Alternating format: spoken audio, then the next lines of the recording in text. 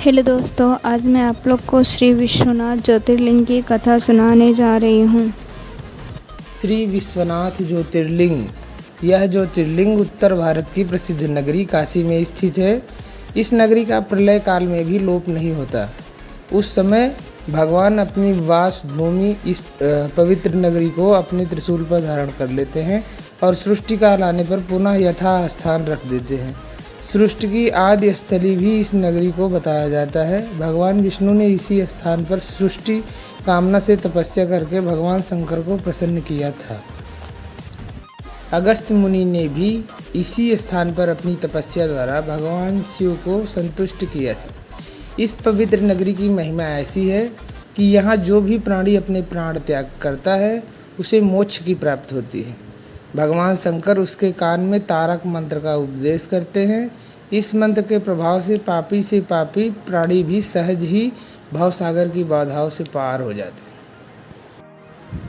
अर्थात विषयों में आसक्त अधर्मी व्यक्ति भी यदि इस काशी क्षेत्र में मृत्यु को प्राप्त हो तो उसे भी पुनः संसार बंधन में नहीं आना पड़ता।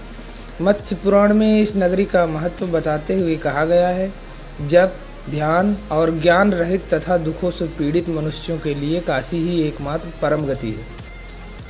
श्री विश्वनाथ के आनंद कानन में दशाश्वमेध, लोलार्क, बिंदुमाधव, केशव और मणिकर्णिका ये 5 प्रश्न तीर्थ हैं।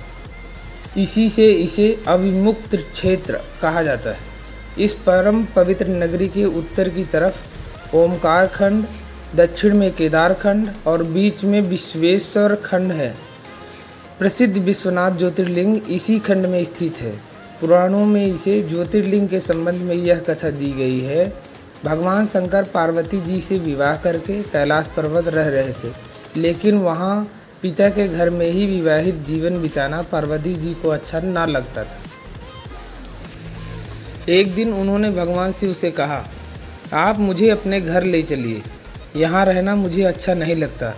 सारी लड़कियाँ शादी के बाद अपने पति के घर जाती हैं, मुझे पिता के घर में ही रहना पड़ रहा है। भगवान शिव ने उनकी यह बात स्वीकार कर ली। माता पार्वती जी को साथ लेकर अपनी पवित्र नगरी काशी में आ गए। यहाँ आकर वो विश्वनाथ ज्योतिर्लिंग के रूप में स्थापित हो गए। इस ज्योतिर्लिंग के दर्शन पूजन द्वारा मनुष्य समस्त पापों तापों से छुटकारा पा जाता है। प्रतिदिन नियम से श्री विश्वनाथ के दर्शन करने वाले भक्तों के योगक्षेम का समस्त भार भगवान शंकर अपने ऊपर ले लेते हैं। ऐसा भक्त उनके परम धाम का अधिकारी बन जाता है। भगवान शिव जी की कृपा उस पर सदैव बनी रहती है।